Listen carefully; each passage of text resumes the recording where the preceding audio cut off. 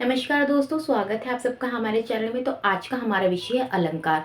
अलंकार किसे कहते हैं, अलंकार क्या होते हैं या ये कितने प्रकार के होते हैं। तो जिस तथ्य से काव्य की शोभा हो, अर्थात आप ये कह सकते हैं जिस तथ्य से काव्य के रूप में निखार आता है उसे हम अलंकार कहते हैं। अलंकार सिद्धांत के प्रवर्तक आचार्य भामह थे। उन्होंने अपने ग्रंथ काव्य अलंकार के अंदर अलंकारों का निरूपण किया है। उन्होंने अलंकार को काव्य का महत्वपूर्ण तत्व घोषित किया है। उन्हीं के अतिरिक्त दंडी ने भी अलंकारों को काव्य का महत्वपूर्ण तत्व माना है। उनकी मान्यता थी कि रूपक काव्य की शोभा उसी प्रकार बढ़ाते हैं जिस प्रकार नारी के आभूषण। जिस प्रकार आप कह सकते हैं जो नारी होती है वो आभूषणों को पहनने के बाद अत्यधिक सुंदर हो जाती है, या उसकी जो सुंदरता होती है उसमें निखार आ जाता है, उसके रूप में निखार आ जाता है।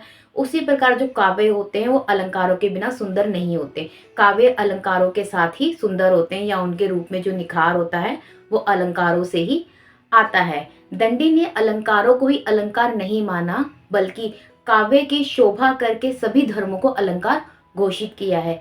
इस प्रकार आप ये कह सकते हैं कि जो अलंकार है वो काव्य के महत्वपूर्ण साधन है।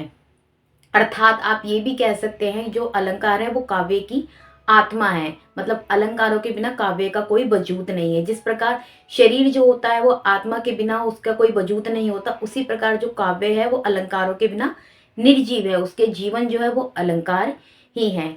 ये अलंकार कितने प्रकार के होते हैं? अलंकार 3 प्रकार के होते हैं: शब्दालंकार, अर्थालंकार और भयालंकार। इन अलंकारों को डिटेल में हम एक एक वीडियो के अंदर चर्चा करेंगे। तो मिलते हैं नेक्स्ट वीडियो के अंदर, तब तक के लिए बाय बाय।